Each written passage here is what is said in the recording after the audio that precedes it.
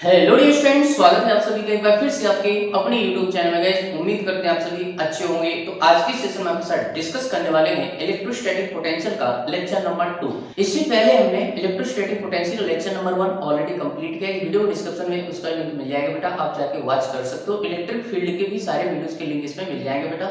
सारा हमने concept detail में एकदम डिस्कस किया है। ठीक है, तो चलिए स्टार्ट करते हैं आज का डिस्कशन विदाउट एनी डिले। आज की जो कहानी स्टार्ट होने वाली है that is from equipotential surface dial. ठीक है, यहाँ पे सारी चीजें सारे कॉन्सेप्ट इसके पढ़ने वाले हैं। इक्विपोटेंशियल सरफेसेस होती क्या है, इनकी प्रॉपर्टीज क्या होती हैं, कितने टाइप्स की होती हैं। ठीक है, तो चलिए स्टार्ट करते हैं, समझते हैं बेटा। ठीक है, तो जैसे अपने को नाम से ही पता चल रहा है इक्विपोटेंशियल सरफेसेस। इक्वि का मतलब होता है बेटा सेम, क्या पोटेंशियल कहाँ पे, सरफेस पे। अब ये सरफेस कैसी हो सकती है वो डिपेंड करता है सोर्स चार्ज पे। ठीक है, कि सोर्स चार्ज आपका क्या रहता है। ठीक है, तो थोड़ा सा बेटा डेफिनेशन पूछ लेते हैं क्योंकि तुम्हारे बोर्ड एग्जाम में कभी कभार पूछ लिया जाता है, तो अपन समझ लेते हैं बेटा। तो ये जो सरफेसेस होती है इक्विपोटेंशियल सरफेस क्या है बेटा, these are imaginary surfaces in which potential remain constant at each and every point. कहने का मतलब ये है कि बेटा ये जो सरफेसेस होती हैं कैसी होती है, इमेजिनरी होती हैं, जिनके हर एक पॉइंट पे पोटेंशियल की वैल्यू क्या रहती है, सेम रहती है, रिमेन कांस्टेंट रहती है बेटा।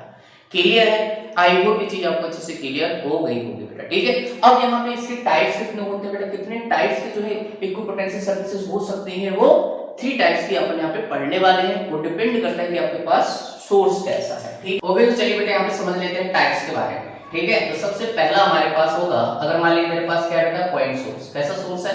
Point source. ठीक है, अगर पॉइंट सोर्स है तो यहाँ पे क्या बनेगा बेटा आपके पास, ये मेरे पास चार्ज पॉइंट सोर्स रखा हुआ है, तो इसके अराउंड जो बेटा स्फेरिकल सरफेस बनेगी वो कैसी बनेगी आपके पास, स्फेरिकल टाइप के ऐसे बनेगी। ठीक है, और इलेक्ट्रिक फील्ड जो होगी ना बेटा ऐसे निकल रही होगी, सोर्स चार्ज से इलेक्ट्रिक फील्ड की डायरेक्शन कुछ ऐसे होगी इक्विपोटेंशियल सरफेस के परपेंडिकुलर। ये सारी चीजें जो अपन प्रॉपर्टी में बेटा लिखने वाले हैं। क्लियर है? तो हमारे पास पहला टाइप क्या है बेटा, स्फेरिकल इक्विपोटेंशियल सरफेस। जब क्या हो मेरे पास सोर्स, पॉइंट सोर्स हो बेटा। ठीक है, ये मेरे पास क्या आ गई, स्फेरिकल इक्विपोटेंशियल सरफेस। ठीक है, अच्छा दूसरा हमारे पास होता है सिलेंड्रिकल। ये कब आते हैं बेटा, लीनियर सोर्स जब हमारे पास होता है। कौन सा सोर्स? Linear source. अगर लीनियर सोर्स है बोले तो यहाँ पे ऐसा एकदम स्ट्रेट लाइन। ठीक है, यहाँ पे पॉजिटिव चार्ज ऐसे बैठा हुआ है बेटा। क्लियर है? यहाँ पे मेरे पास जो सरफेस बनेगी, यहाँ पे इलेक्ट्रिक फील्ड की डायरेक्शन कहाँ होगी, प्लस से दूर। ठीक है, ऐसे दोनों तरफ। तो जब आप इनको मिलाएंगे, इमेजिनरी सरफेस बनाएंगे, तो कैसी बनेगी बेटा वो इमेजिनरी सरफेस, सिलेंड्रिकल टाइप की। ठीक है, तो यहाँ पे कुछ आपका ऐसा निकल के आ जाता है। जब इनको मिलाएंगे तो यहाँ पे मेरे पास है सिलेंडर टाइप के जो बेटा शेप बनने वाले हैं, जिसको अपन बोलते हैं सिलेंड्रिकल इक्विपोटेंशियल सरफेस। ये मेरे पास इलेक्ट्रिक फील्ड है बेटा।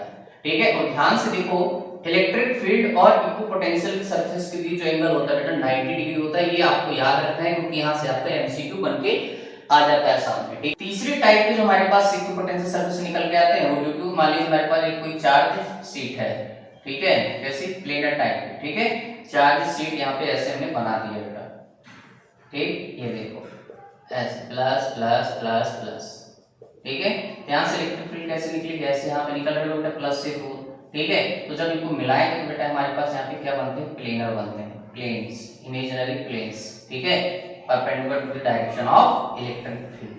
ठीक है, यहाँ पे इलेक्ट्रिक फील्ड की बेटा डायरेक्शन होगी वो इन प्लेन्स की क्या होगी, परपेंडिकुलर होगी, बोले तो 90 डिग्री। ठीक है, तो ये हमारे पास बेटा सिलेंड्रिकल है। ठीक है, सिलेंड्रिकल, और ये हमारे पास कौन से हैं, प्लेनर। ओके, सो ये हमारे पास क्या होगा, 3 टाइप्स के हैं आपके पास इक्विपोटेंशियल सरफेस निकल के आ जाती है। पहला पॉइंट चार्ज की वजह से कैसे बनेंगे आपके पास, स्फेरिकल बनेंगे। दूसरा जो लीनियर सोर्स है उसकी वजह से आपके पास सिलेंड्रिकल जो इक्विपोटेंशियल सरफेस बनते हैं। दूसरा अगर चार्ज शीट जैसा कुछ है तो यहाँ पे आपको क्या मिलने वाले हैं, प्लेनर जो है आपको इक्विपोटेंशियल सरफेस आपको मिलने वाली है। ठीक है, तो आई होप ये चीज आपको अच्छे से क्लियर हो गई होगी। और एक बात हमेशा याद रखना कि भाई इक्विपोटेंशियल सरफेस और इलेक्ट्रिक फील्ड की जो डायरेक्शन होती है हमेशा एक दूसरे से क्या होती है, 90 एंगल बना के चलती है बेटा। ये मैं प्रॉपर्टी में भी बात लिखाऊंगा क्योंकि यहाँ से अक्सर आपसे एमसीक्यू क्वेश्चन पूछ लिए जाते हैं। ठीक है, ये भी क्वेश्चन पूछा जा सकता है कि पॉइंट सोर्स है तो उससे फॉर्म होने वाली इक्विपोटेंशियल सरफेस कैसी होंगी, एक लीनियर सोर्स है तो उससे फॉर्म होने वाली इक्विपोटेंशियल सरफेस क्या होंगी। तो इस टाइप के आपसे एमसीक्यू भी पूछे जा सकते हैं बेटा। क्लियर है? तो आई होप ये चीज आपको अच्छे से क्लियर हो गई होगी। चलिए समझ लेते हैं कि कुछ प्रॉपर्टीज भी बेटा होती है, प्रॉपर्टीज रिलेटेड भी कॉन्सेप्ट बहुत इंपॉर्टेंट है, ठीक है। तो चलिए समझते हैं प्रॉपर्टी। तो नेक्स्ट हम यहाँ पे समझते हैं properties of equipotential surfaces, guys, ठीक है। तो सबसे पहले हमारे पास प्रॉपर्टी है कि two equipotential surface never intersect to each other, कभी भी दो इक्विपोटेंशियल सर्फेस एक दूसरे को कट नहीं करेंगे बेटा, ठीक है। हमारे पास प्रॉपर्टी वो ये है कि मान लीजिए किसी चार्ज पार्टिकल को इक्विपोटेंशियल सर्फेस के किसी एक पॉइंट से दूसरे पॉइंट पे आप लेके जाते हो, भले ही आप किसी भी पाथ से लेके जाओ, तो वर्क डन जो होगा वो क्या आएगा बेटा, जीरो आएगा, क्योंकि बेटा इक्विपोटेंशियल सर्फेस के हर एक पॉइंट पोटेंशियल सेम होता है। तो अगर मैं आपसे वर्क डन पूछूं तो W क्या होता है, Q डेल्टा V, ये हमने फर्स्ट लेक्चर में ऑलरेडी पढ़ा है इसका रिलेशन बेटा। तो डेल्टा V बोले तो पोटेंशियल डिफरेंस वहां पे क्या आएगा, जीरो आएगा, पोटेंशियल डिफरेंस दोनों पॉइंट पे कुछ है ही नहीं, दोनों का क्या है, बराबर पोटेंशियल है। तो वर्क डन क्या है उस चार्ज को मूव कराने के लिए, work done equal to zero, भले ही आप किसी भी पाथ से जाओ। ये कंजर्वेटिव फोर्स फील्ड जैसा है बेटा, क्लियर है, पाथ इंडिपेंडेंट, ओके। नेक्स्ट हमारे पास जो बेटा प्रॉपर्टी है, angle between electric field lines and equipotential surfaces will be 90 degree और π/2 भी आप इसको लिख सकते हो रेडियन में, ठीक है। ये पॉइंट बेटा बहुत इंपॉर्टेंट है, अक्सर तुम्हारे जो है एमसीक्यू वगैरह में पूछ लिया जाता है, ठीक है। तो ये भी चीजें आपको अच्छे से केयरफुली जो है माइंड में रखनी है, यहाँ से कई सारे क्वेश्चन पूछा जा सकता है, ठीक है। द कंपोनेंट, नेक्स्ट जो मेरे पास है बेटा यहाँ पे ऑलरेडी इस प्रॉपर्टी को समझना, जो इलेक्ट्रिक फील्ड होती है उसका पूरा वैल्यू इक्विपोटेंशियल सर्फेस से किधर होता है, परपेंडिकुलर होता है। तो उसी के साथ हमने यहाँ पे जो लास्ट प्रॉपर्टी लिखी है वो ये है, the component of electric field along tangent of equipotential surfaces will be, property का मतलब क्या बेटा, थोड़ा सा समझ लेते हैं। मैंने माना यहाँ पे क्या है, पॉइंट चार्ज, ठीक है। इसकी वजह से यहाँ पे इक्विपोटेंशियल सर्फेस बनेगी, वो कैसी बनेगी बेटा, स्फेरिकल बनेगी, ठीक है। अब यहाँ पे पता है आपको इलेक्ट्रिक फील्ड कैसे जाएगी, normal to the equipotential surface, ठीक है। तो इलेक्ट्रिक फील्ड की जो पूरी की पूरी वैल्यू है ना बेटा, इक्विपोटेंशियल सर्फेस की क्या है, नॉर्मल है, परपेंडिकुलर है, ठीक है। तो अगर मान लो मैंने इक्विपोटेंशियल सर्फेस के साथ यहाँ पे टेंजेंट खींचा, ठीक है। अब ये टेंजेंट क्या बताता है बेटा, इलेक्ट्रिक फील्ड, बट यहाँ पे तो क्या इलेक्ट्रिक फील्ड आ ही नहीं रही है, तो मतलब टेंजेंट के अलोंग जो होगी इलेक्ट्रिक फील्ड की पूरी वैल्यू क्या होगी, जीरो होगी, क्योंकि इलेक्ट्रिक फील्ड की पूरी वैल्यू जो जा रही है that is perpendicular to the equipotential surface बेटा, ठीक है। तो ये पॉइंट आपको अच्छे से याद होना चाहिए बेटा, बहुत इंपॉर्टेंट प्रॉपर्टी, आपसे कैसे भी जो है एमसीक्यू पूछा जा सकता है, ठीक है। ये तो अक्सर आपसे पूछे जाते हैं बेटा, दो पॉइंट, ठीक है। तो बेटा एक चीज मैं आपको और यहाँ पे क्लियर कर दूं, जो पोटेंशियल की वैल्यू होती है, मान लो इलेक्ट्रिक फील्ड की डायरेक्शन ये है, ठीक है, इलेक्ट्रिक फील्ड की डायरेक्शन ये है, तो इलेक्ट्रिक फील्ड निकलती किधर है बेटा, पॉजिटिव से निकलती है, नेगेटिव पे जाके क्या होती है, एंड होती है। ये चीज आपको इलेक्ट्रिक फील्ड में बताया जाता है, ठीक है। कि मेरे पास इलेक्ट्रिक फील्ड है, लाइंस है, ठीक है। अगर इलेक्ट्रिक फील्ड की ही डायरेक्शन में जाओगे तो पोटेंशियल की वैल्यू क्या होती है बेटा, डिक्रीज होती है, ठीक है। तो भी यहाँ पे क्या होगा, नेगेटिव होगा, और इसके अपोजिट डायरेक्शन में चलोगे तो भी क्या होगा बेटा, पॉजिटिव होगा, क्लियर है। ये बात भी आपको क्लियर करनी है, ठीक है। तो आई होप बेटा ये चीजें, ये प्रॉपर्टी जो आपको अच्छे से क्लियर हो गई होंगी, ठीक है। तो चलिए बढ़ते हैं, यहाँ पे अब देखते हैं potential for different objects. Static potential जो है डिफरेंट ऑब्जेक्ट्स के लिए क्या करेंगे, कैलकुलेट करने वाले हैं। तो सबसे पहले हम पॉइंट चार्ज की वजह से देखते हैं बेटा, ठीक है। मेरे पास मान लीजिए सोर्स चार्ज है, सोर्स चार्ज से r डिस्टेंस पे जो है मेरे पास एक पॉइंट है जहां पे मुझे इलेक्ट्रोस्टैटिक पोटेंशियल कैलकुलेट करना है। तो that is given at v = r। ये ऑलरेडी हमने पिछले लेक्चर में बेटा डिस्कस किया हुआ है, ठीक है। और एक बात यहाँ पे मैंने और बताई थी कि बेटा v डिफाइन करने के लिए आपको एक रेफरेंस पॉइंट लेना पड़ता है, ठीक है। विदाउट रेफरेंस पॉइंट आप इलेक्ट्रोस्टैटिक पोटेंशियल डिफाइन नहीं कर सकते, ठीक है। तो रेफरेंस पॉइंट हम इंफिनिटी पे कंसीडर किए थे बेटा, ठीक है। तो इंफिनिटी का पोटेंशियल क्या होता है, जीरो होता है। तो इस पॉइंट पे पॉइंट चार्ज की वजह से कितना आता है, k/r, क्लियर है। और हाँ, ये कैसी क्वांटिटी है बेटा, स्केलर क्वांटिटी है। अगर प्लस चार्ज है तो प्लस आएगा, माइनस है तो माइनस आएगा, सीधा सा हिसाब है, कोई डायरेक्शन लेने की जरूरत नहीं है, ठीक है। सो this is the potential due two point charge, ये आपको याद होना चाहिए। k/r, k की वैल्यू बेटा यहाँ पे कितनी होती है, k की वैल्यू होती है 1/4πε0, और इस पूरी की वैल्यू जो बेटा दी जाती है दैट इज 9 × 10⁹ कौन सी यूनिट में, SI यूनिट में, ठीक है। अच्छा, नेक्स्ट अपन देखेंगे बेटा हीट ड्यू टू रिंग, ठीक है। हमने यहाँ पे रिंग ले भी रखा है आपको समझाने के लिए, वायर का, ठीक है, कंडक्टिंग रिंग। इसकी सेंटर से x डिस्टेंस पे अपने को क्या कैलकुलेट करना है, इलेक्ट्रोस्टैटिक पोटेंशियल। मान लीजिए मेरे पास एक कोई वायर की कंडक्टिंग रिंग है, इसके सरफेस पे चार्ज बिखरा पड़ा है, इसकी रेडियस मैंने कैपिटल R और इसके सेंटर को मैंने O बोला हुआ है, ठीक है। इसके सेंटर से x डिस्टेंस पे r भी ले सकते, स्मॉल r, ठीक है। अपने को क्या कैलकुलेट करना है, इलेक्ट्रोस्टैटिक पोटेंशियल बेटा, ठीक है। तो हमने क्या किया बेटा, यहाँ पे x डिस्टेंस पे एक पॉइंट मान लीजिए इसको P बोल सकते हो, ठीक है। इसकी रेडियस r, तो बेटा यहाँ पे जब मिलाओगे कोई चार्ज कहाँ पे बैठा है, इसके पेरीमीटर पे, सेंटर पे तो है नहीं चार्ज, इसके पेरीमीटर बिखरा पड़ा है बेटा, प्लस प्लस, समझ रहे कि नहीं, ऐसे, क्लियर है। अच्छा, अब इसकी वजह से मुझे यहाँ पे क्या कैलकुलेट करना बेटा, इलेक्ट्रोस्टैटिक पोटेंशियल, ठीक है। यहाँ पे एक छोटा सा एलिमेंट मानोगे बेटा, ठीक है, और इस पूरी की वजह से इंटीग्रेट करोगे तो हमारे पास पोटेंशियल निकल जाता है v = k/√r² + x, ये आपको डिस्टेंस लेनी बेटा। ये वाली डिस्टेंस। क्लियर है? तो ये आपके पास क्या आ जाएगा, इलेक्ट्रोस्टैटिक पोटेंशियल आ जाएगा from the centre of the ring, ठीक है, 8.8, ठीक है। तो ये मेरे पास क्या है बेटा, इलेक्ट्रोस्टैटिक पोटेंशियल। अगर मान लीजिए मैंने x की वैल्यू यहाँ पे क्या पुट कर दी बेटा, 0। x की वैल्यू 0 पुट करने का मतलब ये पॉइंट इधर लेके आ जाओ सेंटर पे, ठीक है। ये पॉइंट कहां पे हो जाएगा, सेंटर पे हो जाएगा, क्योंकि x गया अब तो डिस्टेंस है ही, तो हम कहां पे पोटेंशियल कैलकुलेट कर रहे हैं, रिंग के सेंटर पे, यहां पे एग्जैक्टली, ठीक है। तो कितना आ जाएगा बेटा, v0 q divide by r। देखो ना x की वैल्यू क्या हो जाएगी बेटा, 0, यहां पे लगा स्क्वायर रूट r का स्क्वायर प्लस x स्क्वायर, ये वाला टर्म 0 हो जाएगा, तो स्क्वायर रूट r स्क्वायर बाहर निकल के आ जाएगा r से, ठीक है। तो वही आ गया जो हमारे पास क्या आ रहा था बेटा, पॉइंट चार्ज की वजह से आ रहा था। ऐसा क्यों हो रहा है बेटा, ध्यान से देखो, चार्ज कहां पे बिखरा पड़ा है, r डिस्टेंस पे, रिंग के पूरे पेरीमीटर पे सेम डिस्टेंस पे, सेंटर से सेम डिस्टेंस पे चार्ज बिखरा पड़ा है। ठीक है, ये आपका जो रिंग है ना, एक प्रकार से कैसा बिहेव कर रहा है बेटा, पॉइंट चार्ज की तरह बिहेव कर रहा है बेटा, ठीक है। तो सेंटर पे जो है इसका पोटेंशियल कितना आ जाएगा, v0 q divide by r। अगर इसका ग्राफ प्लॉट करें बेटा, ठीक है, तो सेंटर पे जो है इलेक्ट्रोस्टैटिक पोटेंशियल मैक्सिमम होगा, तो मैक्सिमम से इसका ग्राफ जो कुछ इस तरह का आपको देखने को मिल जाएगा। एक और इंपॉर्टेंट बात बताना चाहेंगे, मान लीजिए मेरे पास कोई आर्क होता, ठीक है, अगर आर्क होता, क्लियर है, ऐसा जो है आर्क आपको बना के दिया जाता, उसकी रेडियस वगैरह r, और इस पे चार्ज जो है प्लस q दिया जाता, और यहाँ पे जो आपसे अगर पोटेंशियल पूछा जाता है, पॉइंट जो भी है, ठीक है, तो पोटेंशियल कितना आता बेटा, ये वही आता जो यहाँ पे लिखा हुआ है, VO = KQ divided by R। Clear है? क्योंकि बेटा जो चार्ज है ना, r डिस्टेंस पे यहाँ पे बिखरा पड़ा है, ठीक है। तो आपको जो है वही पोटेंशियल लिखना, चाहे r को बोले, चाहे आपका एक आपको रिंग दे, उसके सेंटर पे जो पोटेंशियल होता है वही आपके कितने भी उसके पीसेस काटो, ठीक है, अगर डिस्टेंस उसकी r दे रखी है तो वही आपका पोटेंशियल यहाँ पे निकल के आ जाएगा। सॉरी यहाँ पे कैपिटल R ने लिया है, कैपिटल R लिखेंगे। क्लियर बेटा? तो आई होप चीज आपको अच्छे से क्लियर हो गई होगी, कोई बड़ी बात नहीं है, ठीक है। नेक्स्ट अपन सीखेंगे electric potential due to conducting hollow sphere, ठीक है। अब यहाँ पे हमने कंडक्टिंग होलो स्फीयर लिया है। होलो स्फीयर की खास बात क्या होती है बेटा, जो भी चार्ज दोगे वो पूरा का पूरा उसके सरफेस पे बिखर जाएगा बेटा, ठीक है। तो हमने यहाँ पे इलेक्ट्रिक फील्ड में पढ़ा था, क्योंकि इलेक्ट्रिक फील्ड का कॉन्सेप्ट आएगा बेटा यहाँ पे, क्लियर है, क्योंकि अगर वो नहीं आएगा तो बात समझ नहीं आएगी। इलेक्ट्रिक फील्ड क्या होती है, कंडक्टिंग स्फीयर के इनसाइड वाले रीजन पे इलेक्ट्रिक फील्ड क्या होती है, 0 होती है, ठीक है। तो हम यहाँ पे 3 रीजन पे जो है इलेक्ट्रोस्टैटिक पोटेंशियल कैलकुलेट करेंगे। सबसे पहला इनसाइड वाला रीजन देखते हैं, small r less than capital R, ठीक है। अच्छा, तो यहाँ पे मेरे पास एक फार्मूला होता है E और V के बीच रिलेशन, तो E is given as -dV/dt। तो यहाँ पे हमारे पास इस फार्मूले से पता चलता है बेटा, अगर मान लीजिए E की बात करें, इनसाइड वाले रीजन की बात करें, तो इलेक्ट्रिक फील्ड अंदर वाले रीजन में क्या होगी बेटा, 0 होगी इसके अंदर, ठीक है, इसके अंदर किसी भी पॉइंट पे, तो वहां पे dV/dr की वैल्यू क्या हो जाएगी, 0। तो यहाँ पे हम इसको क्या करेंगे, अगर इंटीग्रेट करेंगे, तो आपको पता है 0 का इंटीग्रेशन क्या होता है, कांस्टेंट होता है। तो हमारे पास पोटेंशियल क्या निकल के आ जाएगा, V = कांस्टेंट, और ये कांस्टेंट का मतलब है सेंटर से लेके सरफेस तक, सेंटर से लेके सरफेस तक पोटेंशियल की वैल्यू कितनी हो जाएगी बेटा, KQ डिवाइडेड बाय R, जो कि कांस्टेंट रहने वाली है बेटा, ठीक है। इनसाइड बोलूं, ये सेंटर से सरफेस तक इसकी वैल्यू क्या रहेगी, कांस्टेंट रहेगी, ठीक है। अगर मैं आउटसाइड की बात करूं बेटा, V आउट, तो V आउट क्या हो जाएगी, मान लो इसकी रेडियस मैंने स्मॉल r ले रखा है, तो कितना हो जाएगा बेटा, KQ divided by small r। Clear है? तो आउटर वाले पार्ट पे जस्ट क्या हो जाएगा, KQ divided by small r।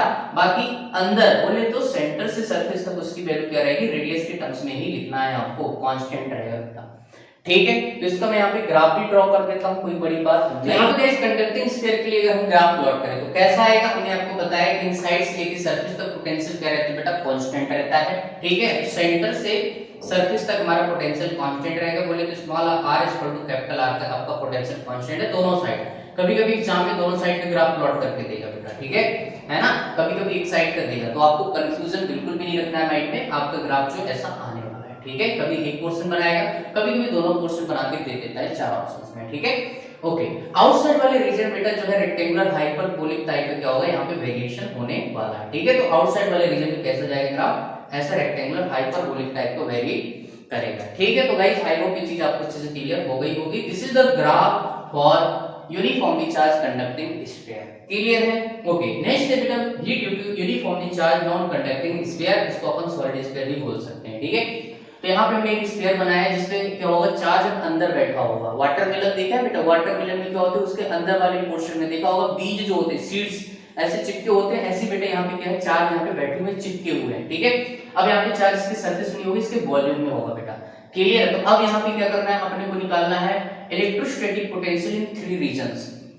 तो यहाँ पे गाइस अपन स्टार्ट करने वाले आउटसाइड वाले रीजन में, थोड़ा इजी हो जाएगा हमारे लिए, ठीक है। तो हम आउटसाइड वाले रीजन पोटेंशियल लिखेंगे तो कितना आएगा, v out equal to k divided by small r। Outside वाले पोर्शन की जो रेडियस होगी हमारी स्मॉल r, ठीक है। चार्ज जो है उस पूरे रीजन के अंदर आ जाएगा, तो k divided by small r आपका क्या हो जाएगा, पोटेंशियल हो जाएगा। सरफेस पे कितना हो जाएगा, k divided by capital R, उसकी रेडियस ही ले लो।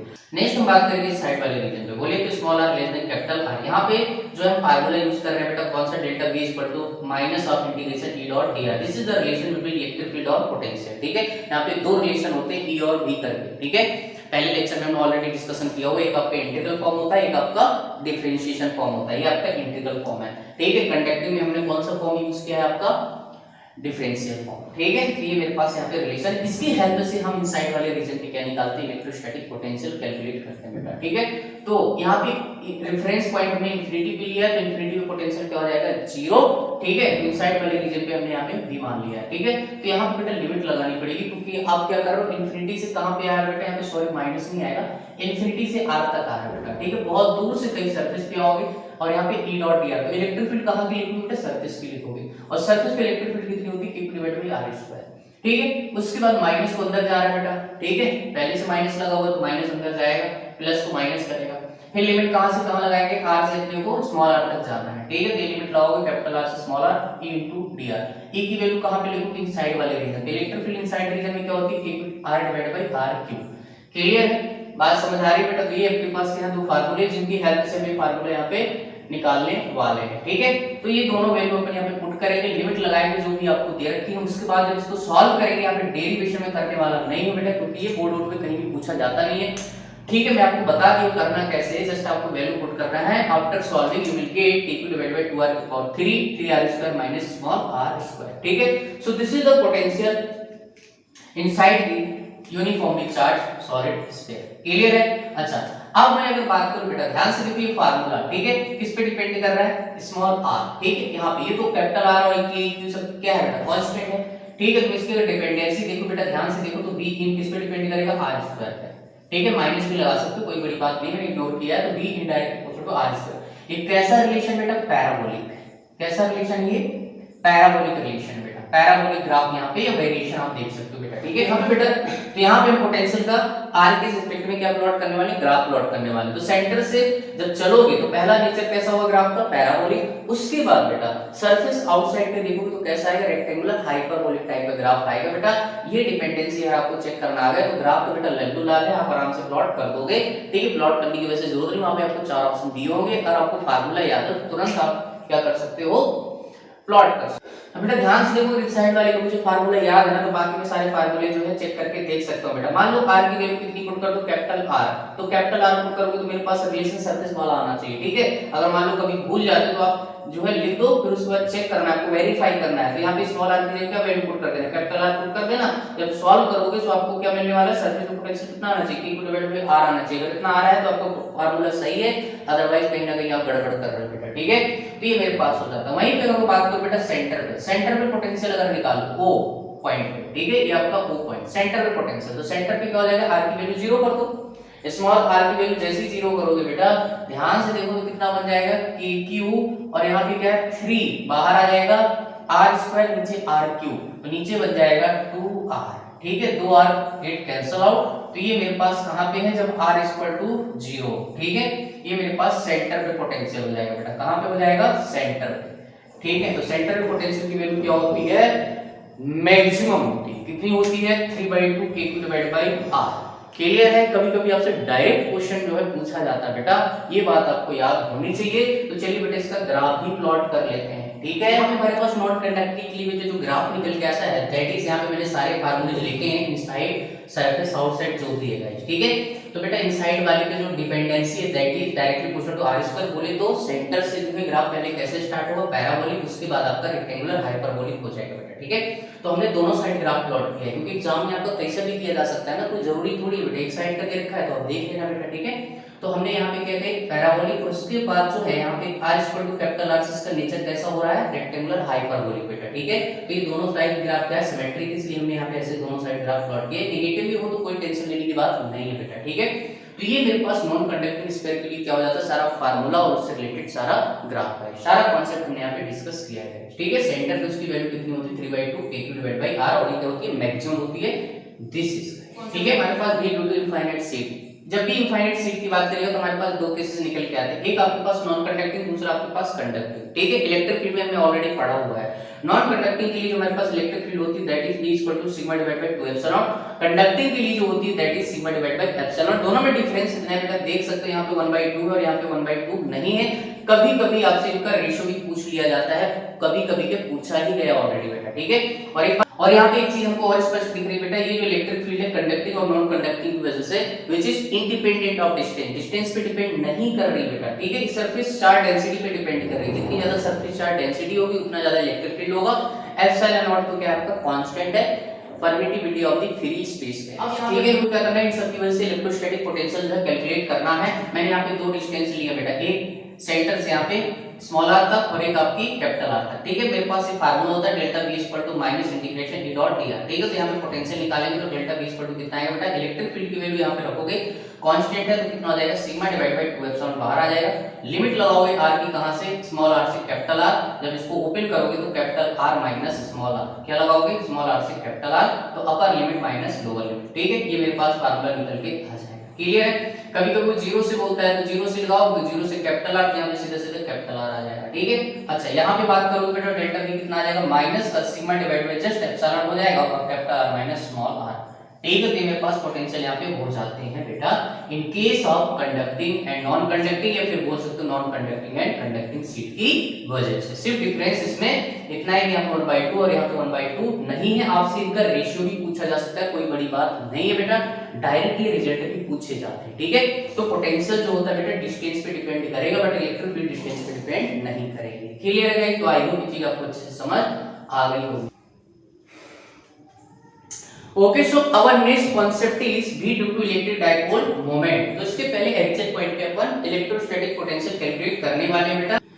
अब आपको यहाँ पे इलेक्ट्रिक डाइपोल मोमेंट का कांसेप्ट बेटा आना चाहिए। इलेक्ट्रिक डाइपोल मोमेंट क्या होता है, यहाँ पे दो पेयर ऑफ चार्जेस होते हैं same magnitude but opposite nature के बेटा। उसकी लेंथ हमने यहाँ पे 2a मानी है, इसका सेंटर पॉइंट O है, O से r डिस्टेंस पे अपने को क्या निकालनी है बेटा, इलेक्ट्रोस्टैटिक पोटेंशियल कैलकुलेट करना है। ठीक है, तो सबसे पहले प्लस की वजह से निकालेंगे, माइनस की वजह से निकालेंगे। ठीक है, तो मैं यहाँ पे टोटल निकाल रहा हूँ Vp equal to Q divide by R plus A। बेटा प्लस की वजह से यहाँ से डिस्टेंस कितनी होगी, देखो तो ये A plus R, A plus R, R plus A, Q divide by R plus A।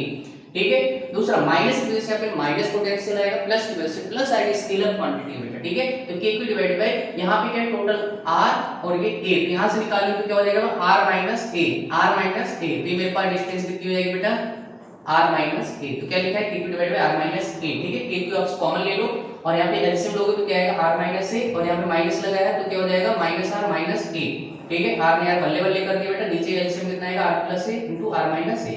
यहाँ पे एक आइडेंटिटी बन रही है A plus B into A minus B, क्या हो जाएगा A का स्क्वायर माइनस B का स्क्वायर, A का स्क्वायर माइनस B का स्क्वायर। यहाँ पे कितना हो जाएगा माइनस का 2A। ठीक है, और बच्चा सोच रहा होगा माइनस क्यों आया बेटा, माइनस इसलिए आया क्योंकि जो चार्ज P के ज्यादा क्लोज होगा उसी की वजह से फाइनल पोटेंशियल आएगा। यहाँ पे प्लस होता है प्लस आता है, माइनस है तो माइनस आता है। क्लियर है, माइनस के बारे में सोचने की जरूरत नहीं होगी इस बार। तो फाइनल हमारे पास रिजल्ट क्या हो जाएगा, Vp इक्वल टू K2AQ। बेटा 2AQ क्या होता है आपका, P होता है, इलेक्ट्रिक डाइपोल मोमेंट होता है बेटा, 2A into Q। ठीक है, distance into magnitude of charge का प्रोडक्ट होता है that is electric dipole moment. इसकी जगह क्या लिखेंगे P। ठीक है, माइनस को लेके कंफ्यूज मत होना, अगर यहाँ पे प्लस होता तो प्लस आ जाता बेटा। ठीक है, तो माइनस को आप इग्नोर कर सकते हो, यहाँ पे Kp divide by R square आ जाएगा। कब आएगा, जब R आपका क्या है बहुत ज्यादा, मतलब ये जो डिस्टेंस है ना बेटा R ये बहुत ज्यादा है डाइपोल लेंथ से। ठीक है, तो R ग्रेटर A करोगे तो ये वाला टर्म क्या हो जाएगा, ओवरऑल इसके कंपेयर में 0 हो जाएगा।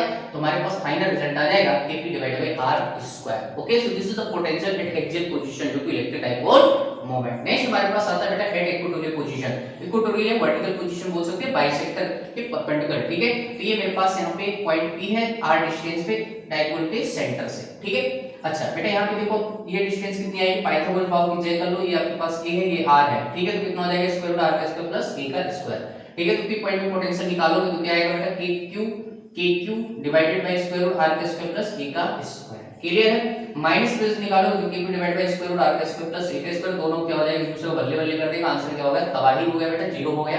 ठीक है, इसका मतलब ये है कि इलेक्ट्रोस्टैटिक पोटेंशियल तो होता है इलेक्ट्रिक डाइपोल की वजह से उसके एक्जेक्ट पोजीशन पे आता है kp divided by r square, vertical position पे क्या हो जाता है, जीरो हो जाता है। कैसे हुआ है आपको यहाँ पे समझा दिया गया है, ठीक है। कभी-कभी डायरेक्ट आपसे क्वेश्चन पूछ लिया जाता है बेटा, ठीक है। अच्छा, तो यहाँ पे मेरे पास vp क्या हो जाएगा, जीरो। अब मैं बात कर रहा हूँ बेटा v हिट किसी जनरल पॉइंट पे r, थीटा पे, तो ये मेरे पास इलेक्ट्रिक डाइपोल मोमेंट की डायरेक्शन है, ठीक है। थीटा एंगल पे कोई r डिस्टेंस पे पॉइंट भी है जहां पे आपको पोटेंशियल निकालना है बेटा, ठीक है। तो इसके दो कंपोनेंट आएंगे, एक इधर आएगा p cos थीटा, इसका इधर कंपोनेंट क्या है बेटा p cos थीटा, इसके परपेंडिकुलर में क्या आएगा p sin थीटा। आपको पता है बेटा ये परपेंडिकुलर कंपोनेंट है, बोले तो ये इक्वेटोरियल पोजीशन वाला जो बनेगा, तो इसकी वजह से यहाँ पे कोई यहाँ पे इलेक्ट्रोस्टैटिक पोटेंशियल आने वाला नहीं है, सिर्फ इसी का जो है कंट्रीब्यूशन होगा, ठीक है। तो बोले तो कितना होगा vp r theta equal to kp cos theta divided by r square. Clear है, तो ये चीज आपको समझ आ गई होगी बेटा। हमने यहाँ पे आपको समझा दिया कि इक्वेटोरियल पोजीशन पे पोटेंशियल क्या होता है, जीरो होता है। तो हमारे पास r थीटा पोटेंशियल कितना बचने वाला है, kp cos theta by r square बेटा, ठीक है। अगर आपको ये फार्मूला याद रहता है ना तो आप बाकी केसेस आप निकाल सकते हो। मान लो थीटा की वैल्यू मैंने 0 कर दिया, थीटा की वैल्यू 0 करोगे तो ये पॉइंट कहां पे आ जाएगा, एक्सियल पोजीशन पे आ जाएगा, तो kp divided by r square हो जाएगा, ठीक है। मान लो थीटा की वैल्यू यहां पे 90 कर दोगे तो ये पॉइंट किधर चला जाएगा, एग्जैक्टली 90 बोले तो इक्वेटोरियल पोजीशन बन जाएगी। उस केस में पोटेंशियल क्या हो जाएगा, 0 बोले तो आपका ये वाला केस बन जाएगा, ठीक है। ओके गाइस, तो ये था आपका overall discussion about electrostatic potential के सारे केसेस, सारे ग्राफ हमने यहाँ पे सारा कॉन्सेप्ट कवर किया है गाइस, ठीक है। तो आई होप ये चीजें आपको अच्छे से क्लियर हो गई होंगी। तो आज के इस लेक्चर में, आज के डिस्कशन में इतना ही रखते हैं। बाकी जो बची हुई चीजें बेटा, जो भी इलेक्ट्रोस्टैटिक पोटेंशियल एनर्जी का थोड़ा बड़ा कॉन्सेप्ट है, तो अपन नेक्स्ट क्लास में लेके आ जाएंगे, कोई बड़ी बात नहीं है guys. Okay, thank you for watching this video. यार वीडियो अच्छा लगे तो लाइक कर देना, चैनल को सब्सक्राइब कर देना ताकि सारे वीडियो आप तक पहुंच सकें गाइस। Okay, thank you.